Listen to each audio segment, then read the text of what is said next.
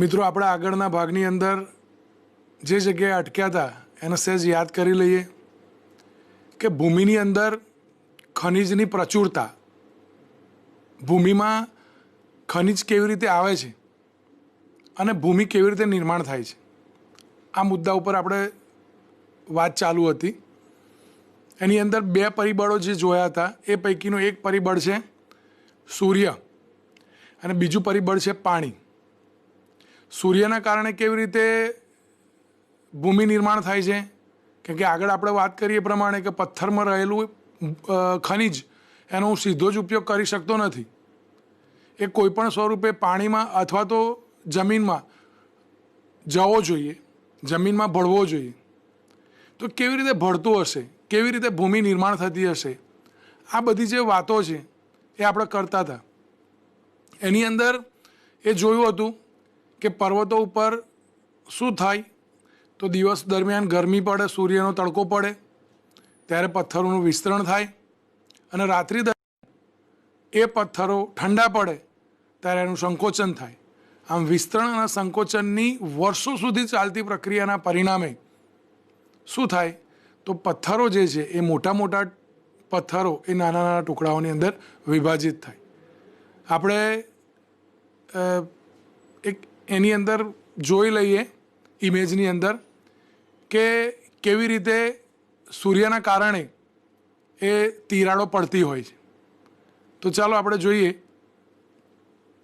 સૂર્યની ગરમીને કારણે દિવસ દરમિયાન પથ્થરો ગરમ થાય છે અને રાત્રિ દરમિયાન ઝડપથી ઠંડા થાય છે, જેથી તિરાડો પડે છે અને મોટા મોટા પથ્થરો નાના ટુકડાઓમાં ફેરવાઈ જાય છે. આ એક કારણ છે સૂર્યની ગરમીના કારણે પથ્થરો તૂટે છે. બીજું એક આપણે જોયું હતું કે આવા પથ્થરોની અંદર પડેલી તિરાડોમાં પાણી ભરાય, એ પાણીના કારણે તિરાડો વધુ પહોળી થાય અને એના કારણે પથ્થરો તૂટતા જાય. તૂટતા પથ્થરો પાણીના પ્રવાહની કારણે ધસમસતા પ્રવાહના કારણે ગબડતા જાય. ગબડતા એ નાના ટુકડાઓમાં વિભાજિત થતો જાય. બીજા મોટા પથ્થરો સાથે અથડાય ત્યારે વધુ નાનો બનતો જાય. આમ એક સ્થિતિ એવી આવે કે જે સપાટીએ મેદાનવાળો ભાગ આવે ત્યાં રેતીના સ્વરૂપમાં આપણને જોવા મળે છે. અને આવી જ રીતે ભૂમિનું નિર્માણ થતું હોય છે અને એની અંદર ભૂમિમાં જે પથ્થરોમાં રહેલા ખનિજો એ આપણને પ્રાપ્ત થાય છે. આ વાત ઉપર આપણે અટક્યા હતા. આગળ જોઈએ તો ત્રીજું એના માટે જવાબદાર છે તો પાણી દ્વારા ભૂમિનું નિર્માણ બે રીતે થાય. એક, ગરમીથી પડેલી તિરાડોમાં પાણીના ધસારાથી તિરાડો વધુ પહોળી થાય છે અને બીજું, વહેતું પાણી પથ્થરોને પણ વહેવડાવે છે અને બીજા પથ્થરો સાથે અથડાઈને નાના ટુકડાઓમાં વિભાજિત થાય છે. બીજું એક પરિબળ આપણે જોઈએ તો ક્યાંક આવા પથ્થરો પણ આપણને જોવા મળતા હશે. પર્વતોવાળા વિસ્તારમાં આપણે જઈએ તો અહીં જોઈએ તો પથ્થરો ઘસાયા હોય એવું આપણને જોવા મળે. આ પથ્થર ઘસાયેલો દેખાય છે. અહીં આ જોઈએ તો એની ધાર ઉપરથી પથ્થરો ઘસાયા હોય એવું આપણને જોવા મળે છે. તો જેમ પાણી અને સૂર્ય એની અંદર ઘસારો ઉત્પન્ન કરે છે, એમ ખૂબ જ ઝડપથી વહેતા પવનો પણ આવા પથ્થરોને જ્યારે એની સાથે અથડાય પવન ત્યારે ઘસારો ઉત્પન્ન કરે છે અને એ ઘસારાના કારણે પણ પથ્થરોમાં પડેલી તિરાડો છે એના કારણે પથ્થરો પડતા હોય છે અને પડતા પથ્થરો ફરીથી જેમ કહ્યું એ પ્રમાણે નાના ટુકડાઓની અંદર વિભાજિત થાય અને ભૂમિનું નિર્માણ કરે. આમ તીવ્ર પવનો પણ પથ્થરને તોડી નાખે છે. પવન પણ રેતીના કણો એક સ્થાનથી બીજે સ્થાન સુધી લઈ જવામાં આપણને મદદરૂપ થાય છે. આ રેતીના નાના નાના કણો પવનના કારણે પણ ઉડતા હોય છે અને ઉડતા જમીન સાથે ઘસડાતા એ આપણને નાના નાના કણોની અંદર વિભાજિત થતા જોવા મળે છે. એ ઉપરાંત બીજું એક ઘટક છે લાઇકેન. લાઇકેન કેવી હોય હમણાં આગળ પણ એનું જોયું હતું. અહીં આપણે જોઈએ આ ઇમેજ છે એ આપણને બતાવે છે કે આ લાઇકેન એક પ્રદૂષિત વિસ્તારમાં ઉગેલી લાઇકેન છે. આ લાઇકેન એ ઓછું પ્રદૂષણ ધરાવતો વિસ્તાર છે ત્યાં ઉગેલી છે. તો આપણને સહજ આને જોઈને પ્રશ્ન થશે કે શું લાઇકેન પથ્થરને તોડી શકે? લાઇકેન છે શું? તો મિત્રો, લાઇકેન એ એક સજીવ છે કે જે સહજીવન જીવે છે. કોનું સહજીવન જીવે છે? તો લાઇકેન એ ફૂગ અને લીલના સહજીવનથી બનતો સજીવ છે. એટલે કે સંપૂર્ણ નથી ફૂગ કે સંપૂર્ણ નથી લીલ. તો આપણને પ્રશ્ન થાય કે આ લાઇકેન કેવી રીતે ભૂમિ નિર્માણ કરતું હશે? તો ફૂગ અને લીલના સહજીવનથી જીવતો એક જીવ કે જેને આપણે લાઇકેન કહીએ છીએ, આ લાઇકેન એ પોતાની અંદર રહેલા ચોક્કસ પ્રકારના પથ્થરો, ચોક્કસ પ્રકારના જે પદાર્થો છે એ ઉત્પન્ન કરે છે. લાઇકેનની જોડે બીજો બી એક સજીવ છે જે અહીં આપણને અહીં દેખાઈ જાય લીલા કલરનો જે ભાગ છે જેને મોસ કહીએ છીએ. અહીં પથ્થરો ઉપર પણ આવી મોસ જોવા મળે છે, દિવાલો ઉપર પણ આવી મોસ આપણને જોવા મળે છે. આ મોસ પણ એક એવું સજીવ છે કે જે પથ્થરોને તોડવાનું કામ કરે છે. લાઇકેન એ શું કરશે? તો લાઇકેન એ પથ્થરોની ઉપર ચોક્કસ પ્રકારના પદાર્થો મુક્ત કરે છે. એ ચોક્કસ પ્રકારના પદાર્થોમાં શું હોય છે? કોઈ દિવસ આપણે જાણવાનો પ્રયત્ન કર્યો? તો લાઇકેન એ ચોક્કસ પ્રકારના પદાર્થો છે. એમાં મોટા ભાગે એક સર્વે પ્રમાણે એવું માનવામાં આવે છે કે લાઇકેન એ ઓક્ઝેલિક એસિડ એ ઉત્પન્ન કરતું હોય છે. સામાન્ય રીતે મોટાભાગની લાઇકેન એ આ પ્રકારનો એસિડ પદાર્થ ઉત્પન્ન કરે છે જે પથ્થરોની અંદર રાસાયણિક પ્રક્રિયા કરે છે, રાસાયણિક પ્રક્રિયા માટે જવાબદાર છે. અને એ રાસાયણિક પ્રક્રિયાના પરિણામે એ પથ્થરોને તોડતો હોય છે. ક્યારેક જો આપણે કોઈ જગ્યાએ મિત્રો ફરવા ગયા હોઈએ અને ત્યાં પથ્થરો ઉપર લાઇકેન જોવા મળતી હોય અથવા તો મોસ હોય, તો એ મોસ અથવા તો લાઇકેન લાગેલા પથ્થરને જો આપણે અડકીએ ને, ત્યાં ઘસીએ આપણે હાથ, તો એકદમ બારીક ભૂકો થઈ ગયેલું પદાર્થ આપણને આપણી હાથમાં આવે છે. એ બતાવે છે કે જે પથ્થર છે એ પથ્થરની અંદર રાસાયણિક પ્રક્રિયા થાય છે અને રાસાયણિક પ્રક્રિયાના કારણે પથ્થર તૂટતો જાય છે નાના નાના ટુકડાઓની અંદર. અને આમ એ ભૂમિ નિર્માણ માટે લાઇકેન અને મોસ એ જવાબદાર છે. લાઇકેન દ્વારા રાસાયણિક પ્રક્રિયાના પરિણામે જે પથ્થરને તોડ્યો છે એ પથ્થરને વધુ નાના ભાગની અંદર કોણ વિભાજિત કરે છે? તો હમણાં આપણે આકૃતિમાં જોયું, મોસ એ પથ્થરને એના કરતાં પણ વધારે કણોની અંદર વિભાજિત કરે છે. મોસની આકૃતિ આપણે ફરી જોઈ લઈએ કે જેમ એક કામ લાઇકેન કરી નાખે છે એ પછીનું કામ મોસ કરે છે. આ મોસ એ આપણને આ દિવાલ ઉપર ચોંટેલી જોવા મળે છે. આ દિવાલ ઉપર ચોંટેલી મોસ જો લાંબો સમય સુધી રહે તો આ દિવાલની અંદર ક્ષરણ ઉત્પન્ન કરે છે અને દિવાલ ખવાઈ જાય છે. પથ્થરો પણ એ જ રીતે ખવાઈ જાય છે અને એ નાના નાના ખૂબ જ નાના કણોની અંદર એને વિભાજિત કરે છે.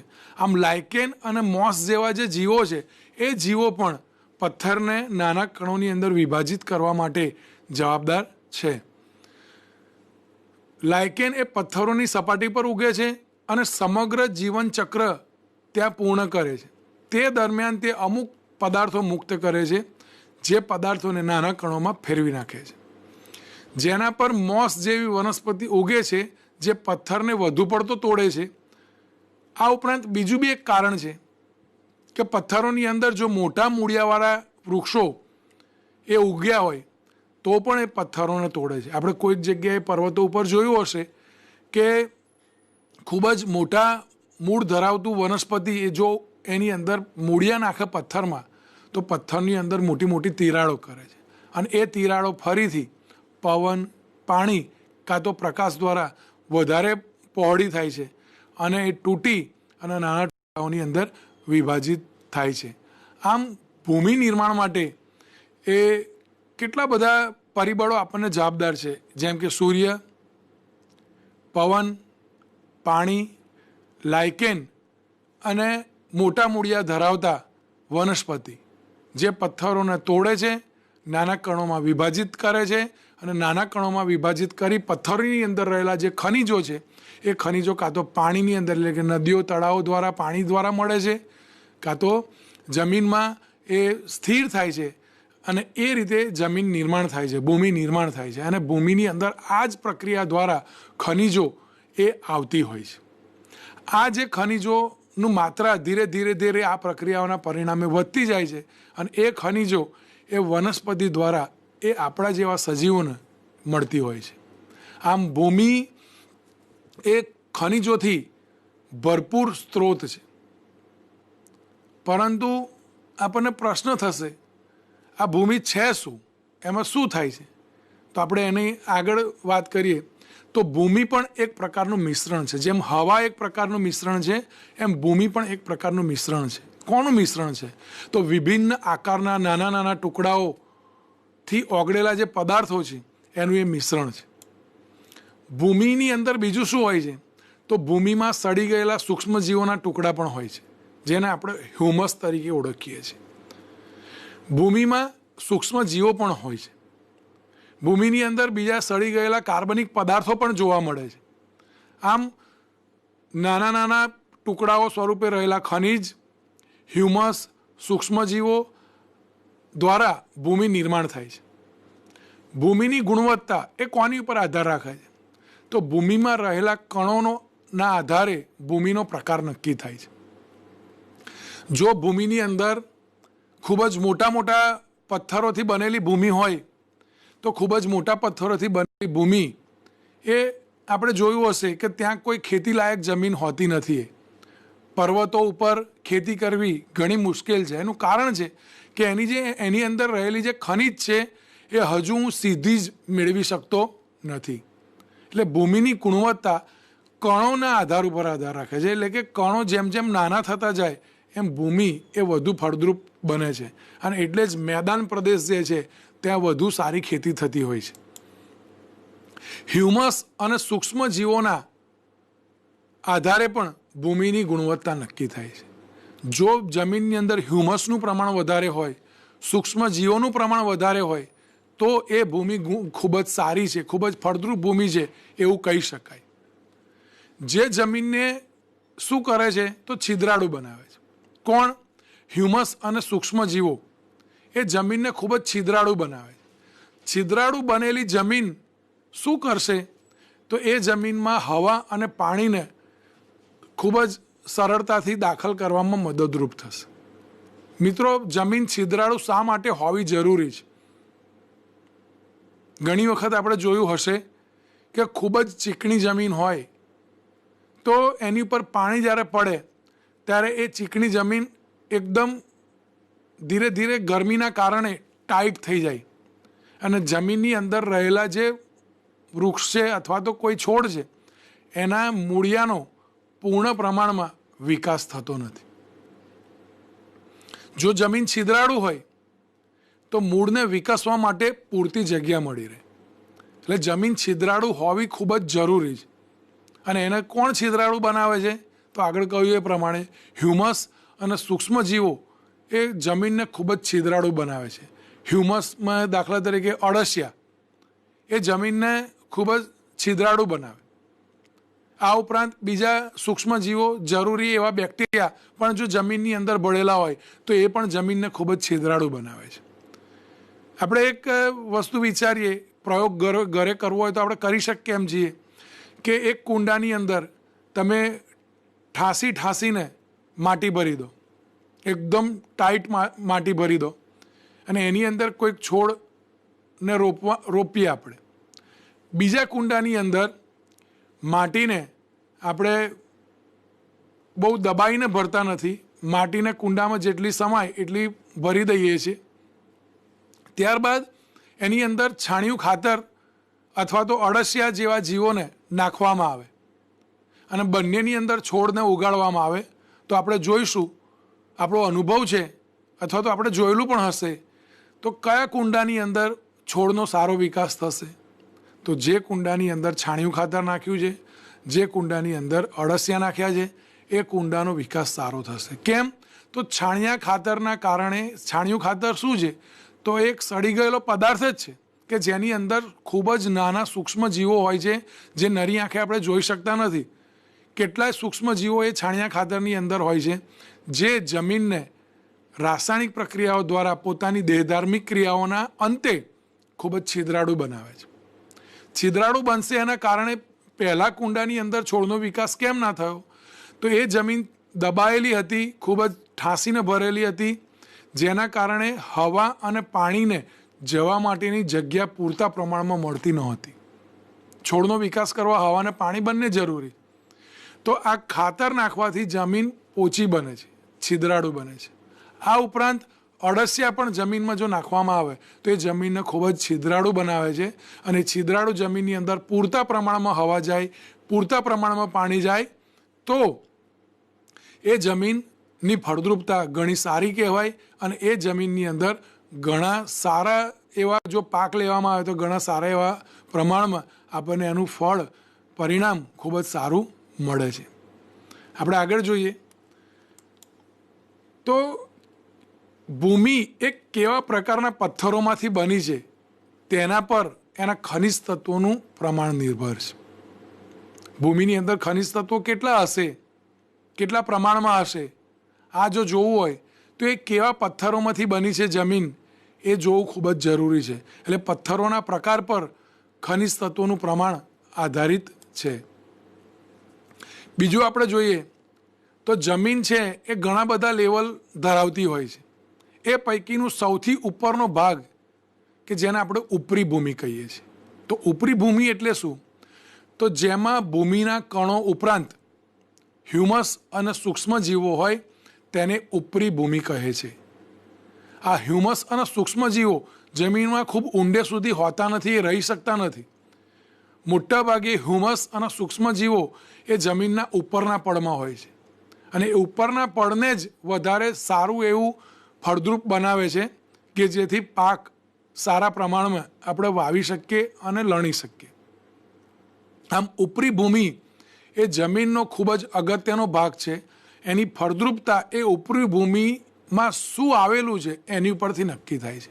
જો ઉપરી ભૂમિમાં ભૂમિના કણો, હ્યુમસ અને સૂક્ષ્મ જીવોનું પ્રમાણ જો વધારે હોય તો એ ભૂમિ ખૂબ જ ગુણવત્તાવાળી છે અને જો હ્યુમસ, સૂક્ષ્મ જીવો અને ભૂમિનું પ્રમાણ ઓછું હોય, કણોનું પ્રમાણ ઓછું હોય તો એ ઉપરી ભૂમિ એ ખેતીલાયક અથવા તો ફળદ્રુપ હોતી નથી. આ ઉપરાંત ભૂમિની ગુણવત્તા એ જે તે વિસ્તારની જૈવ વિવિધતા નક્કી કરે છે. એટલે કે જો ભૂમિ ગુણવત્તાયુક્ત હોય, ભૂમિ ખૂબ જ ફળદ્રુપ હોય, એની અંદર કોઈ પણ પાક એ તમે ઉગાડવાનો પ્રયત્ન કરો અને ઝડપથી ઉગતો હોય તો એ ભૂમિ ખૂબ જ સારી ભૂમિ ગણવામાં આવે છે, ગુણવત્તાયુક્ત ભૂમિ ગણવામાં આવે છે. અને એ ગુણવત્તાયુક્ત ભૂમિ જો હોય તો એ ભૂમિની અંદર જૈવ વિવિધતા ખૂબ જ વધારે પ્રમાણમાં હોય. જો ઓછા પ્રમાણની અંદર સજીવો હોય ભૂમિમાં, સૂક્ષ્મજીવો, તો એ ભૂમિની ગુણવત્તા સારી હોતી નથી.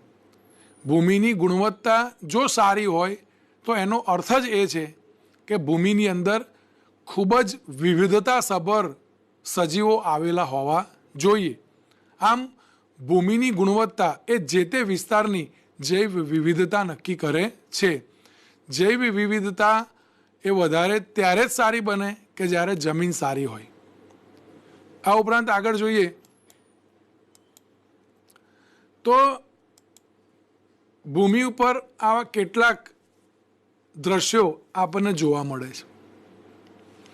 ક્યાંક પ્લાસ્ટિકના ઢગલાઓ છે, ક્યાંક કોથળીઓના ઢગલા છે, પાણીની બોટલોના ઢગલા છે, ક્યાંક કેમિકલયુક્ત પદાર્થો છે, ક્યાંક તળાવોની અંદર ઉગી ગયેલી બિનજરૂરી વનસ્પતિ છે, ક્યાંક જમીનની આસપાસ પડેલો એટલો બધો કચરો છે કે જે કચરો ભૂમિના ઉપરી પડને એટલે કે ઉપરી ભૂમિને ખૂબ જ નુકસાન કરે છે.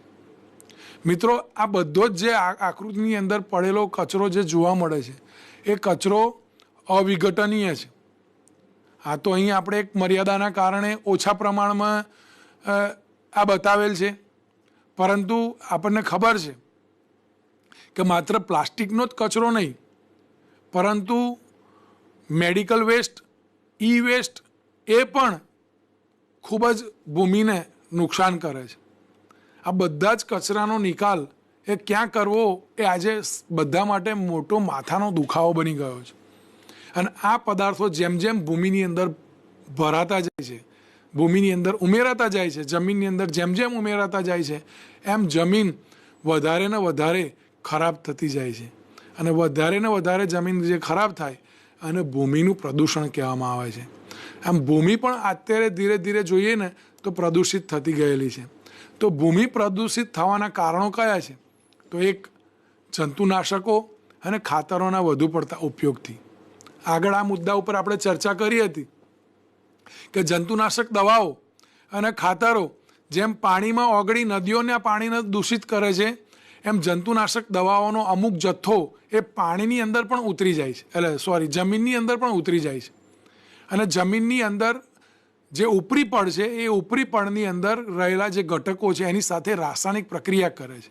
અને રાસાયણિક પ્રક્રિયાના કારણે જમીન એ પ્રદૂષિત થાય છે. જમીનને જે ઉપરી પડ છે એની અંદર રહેલા હ્યુમસ, સૂક્ષ્મજીવો, એને આ જંતુનાશક દવાઓ એ ખૂબ જ નુકસાન કરે છે. કેમ કે જંતુનાશક દવાઓનું કામ જંતુઓને મારવાનું છે. ખાતરોની અંદર વપરાતા જે રસાયણો છે એ રસાયણો પણ આ હ્યુમસ અને સૂક્ષ્મજીવોના પ્રમાણને ખૂબ જ ઘટાડે છે. અને એટલે એના કારણે પણ ભૂમિ પ્રદૂષિત થાય છે. બીજું કારણ જો આપણે જોઈએ તો સૂક્ષ્મજીવો અળસિયા અને જમીનના બંધારણનો નાશ કરે છે. ભૂમિનું પ્રદૂષણ કઈ કઈ ઘટનાઓ નોતરે છે? તો એક, સૂક્ષ્મજીવો, અળસિયા અને જમીનના બંધારણ, આ ત્રણેયનો નાશ કરે છે. કારણ કે ભૂમિ પ્રદૂષણ એ એની પર પડતો જે કચરો છે, અવિઘટનીય કચરો, કે જે એક પડ બનાવતો જાય છે ધીરે ધીરે, અને એ પડ બનવાના કારણે જે ઓક્સિજન મળવો જોઈએ હવાનો, એ હવામાંથી મળતો ઓક્સિજન આ સૂક્ષ્મજીવો અથવા તો અળસિયાને મળતો બંધ થઈ જાય છે. બીજું એક કારણ છે, જંતુનાશક દવાઓના કારણે આ સૂક્ષ્મજીવો ટકી શકતા નથી. રસાયણોના વધુ પડતા ઉપયોગના કારણે પણ આ સૂક્ષ્મજીવો ટકી શકતા નથી. અને છેવટે શું થાય? આ સૂક્ષ્મજીવો અને અળસિયાનું પ્રમાણ જ્યારે ઓછું થતું જાય ધીરે ધીરે ધીરે, ત્યારે જમીનનું બંધારણ છે એ આખું ખોરવાઈ જાય છે અને જમીનના બંધારણનો નાશ કરે છે. અને પરિણામ સ્વરૂપ જમીનની ફળદ્રુપતા ઘટે છે. જમીનનું પ્રદૂષણ બીજું શું કરે છે? તો જૈવ વિવિધતાનો નાશ કરે છે. જૈવ વિવિધતા એટલે એ વિસ્તારની અંદર રહેલા સજીવોની સંખ્યા. ધીરે ધીરે ધીરે જે સજીવો આ ભૂમિ પ્રદૂષણ સામે ટકી શકતા નથી એ સજીવો પોતે લુપ્ત થતા જાય છે અથવા તો સંપૂર્ણપણે નેસ્ત નાબૂદ થઈ જાય છે, જે વાસ્તવમાં જમીનને ફાયદાકારક હોય છે. પરંતુ માનવની વધતી જતી પ્રવૃત્તિઓના કારણે આ પ્રદૂષણ દિન પ્રતિદિન વધતું જાય છે. અને આ જૈવ વિવિધતા એટલે કે જે સૂક્ષ્મ જીવો જે ભૂમિને ખૂબ જ અસરકારક રીતે ફાયદો આપતા હોય છે, એ ના ખબર પડતા નાશ થતો જાય છે અને પરિણામ સ્વરૂપ જમીનની ફળદ્રુપતા ઘટે છે. જમીનનું ઉપરી પડ પવન અને પાણી દ્વારા ધોવાઈ જાય છે, ત્યારે પણ ભૂમિ બિન ઉપજાઉ બને છે. ઘણા બધા કારણો છે કે જે ભૂમિને નુકસાન કરે છે. આ ઉપરી પડ એ ખુલ્લું થઈ જાય એટલે કે જો એની ઉપર વનસ્પતિ ધીરે ધીરે ઓછી થતી જાય તો સીધો જ પવન અને પાણી એની ઉપર અસર કરે છે અને એ ધોવાઈ જાય છે. એની સાથે ખનિજ દ્રવ્યો છે, ખનિજ તત્વો છે, સૂક્ષ્મજીવો છે, આ બધા જ ઢસડાઈ અને જતા રહેતા હોય છે અને ભૂમિ છેવટે બિન ઉપજાઉ બને છે. આમ અત્યારે જો જોઈએ તો ભૂમિનો વપરાશ એ ઉદ્યોગો, મકાનો બનાવવા માટે વધતો જાય છે, શહેરો બનવા માટે વધતો જાય છે, રોડ રસ્તાઓ બનાવવા માટે વધતો જાય છે. એની સામે એટલા જ પ્રમાણમાં પ્રદૂષિત થતી ભૂમિ એ પણ એક ભૂમિનો જથ્થો ઓછો કરતી જાય છે. કેમ કે બિન ઉપજાઉ જમીન એ પછી કશા કામની રહેતી નથી. આમ ભૂમિનું પ્રદૂષણ એ વધતી જતી માનવની વિવિધ પ્રવૃત્તિઓના કારણે સતત વધતું જાય છે. એના કારણે શું થાય છે? તો કંઈક આપણને આવું જોવા મળે છે કે જમીન છે એ ખુલ્લી થઈ જાય અને ખુલ્લી થઈ જવાના કારણે પાણી જ્યારે વરસાદ પડે ત્યારે ઢોળાવવાળા પાણી ઉપરથી પાણીનો પ્રવાહ વધતો જાય અને પાણી ધીરે ધીરે ધીરે ધીરે જમીનને ઉપરના પડને આ રીતે ખુલ્લું થઈ ગયેલું જે પડ છે એની અંદરથી આટલું મોટું ધોવાણ કરી અને બહુ જ સારા એવા પ્રમાણમાં રહેલા જે તત્વો છે એ તત્વોને ખેંચી અને નદીઓ અથવા તો તળાવની અંદર અથવા તો પછી દરિયાની અંદર ઢસડી જાય છે અને છેવટે આ જમીન એ નીચે બતાવી એ પ્રમાણે બંજર થઈ જાય છે અને પછી એ કશા જ કામની રહેતી નથી. મિત્રો, એની અંદર કોઈ જ વનસ્પતિ પછી ઉગી શકતી નથી. આ જે ઇમેજ દ્વારા આપણે જોઈએ છે એને જમીનનું ક્ષરણ કહેવામાં આવે છે, ભૂમિનું ક્ષરણ તરીકે ઓળખવામાં આવે છે. આ ભૂમિનું ક્ષરણ એ આજે દિન પ્રતિદિન વધતું જાય છે.